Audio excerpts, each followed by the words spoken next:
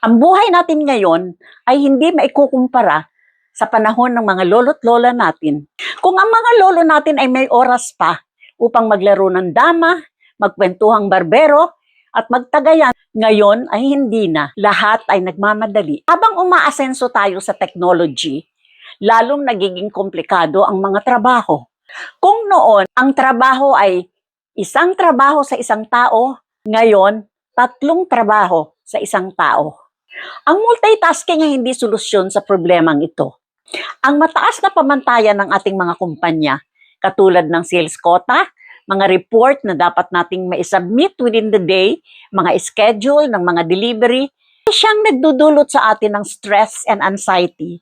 And before long, hindi natin namamalayan, tayo pala ay burnout na.